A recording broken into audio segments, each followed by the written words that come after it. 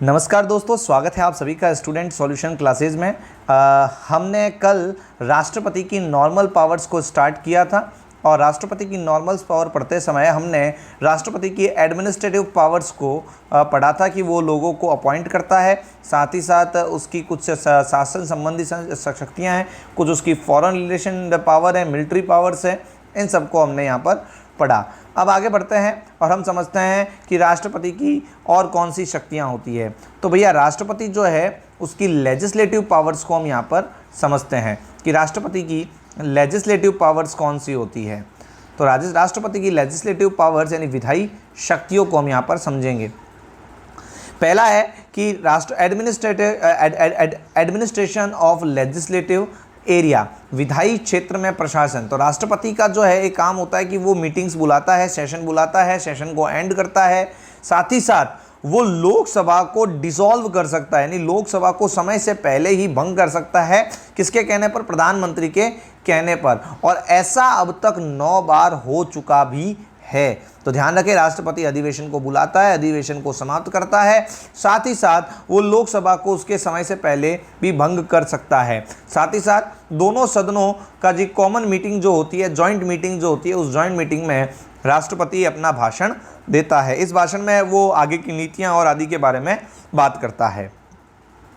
आगे हम बात करें पावर टू नॉमिनेट मेंबर्स। राष्ट्रपति के पास कुछ मेंबर्स को नॉमिनेट करने की पावर भी होती है। इसको हमने याद भी किया था।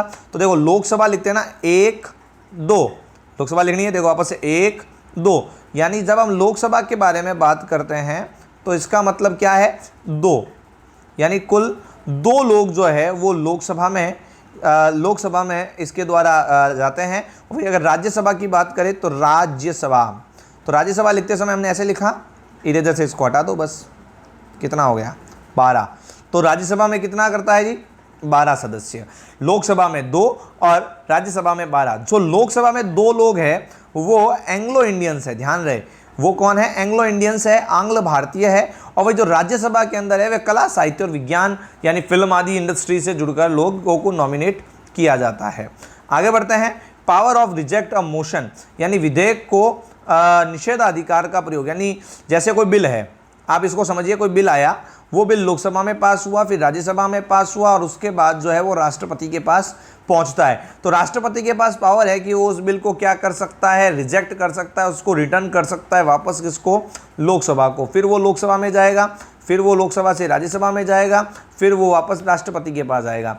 लेकिन जब ये अब दोबारा राष्ट्रपति के पास आएगा तो यहाँ राष्ट्रपति को इसको मानना ही पड़ेगा, ठीक है ना, यानी यहाँ पर इसको स्वीकृति ये देनी ही होती है।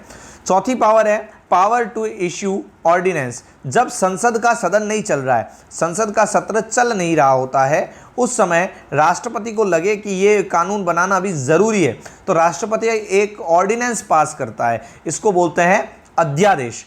अध्यादेश राष्ट्रपति के द्वारा जारी किया जाता है, पर इस अध्यादेश की जो अवधि होती है वो 6 माह तक होती है। 6 माह के अंदर अंदर इसको पार्लियामेंट द्वारा पास करना ज़रूरी होता है, अन्यथा ये क्या होता है? लागू नहीं होता है।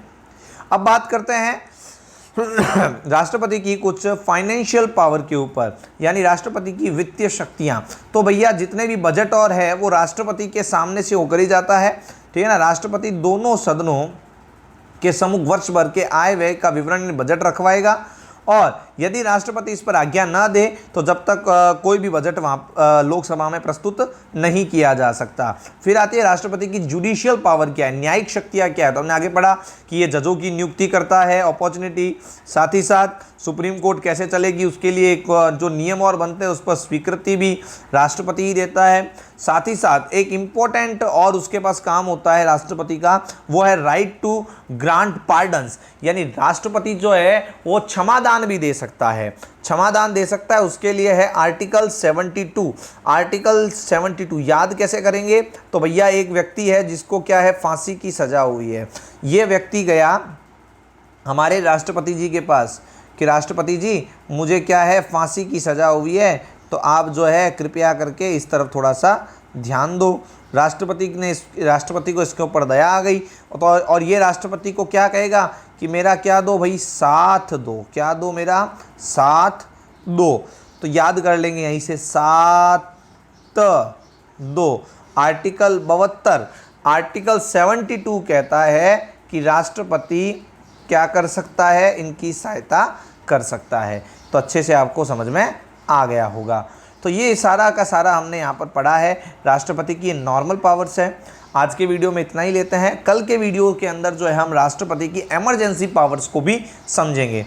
Thank you for watching. Like कीजिए, शेयर कीजिए, सब्सक्राइब कीजिए और देखते रहिए student solution classes. Thank you very much. देखते रहिए, पढ़ते रहिए।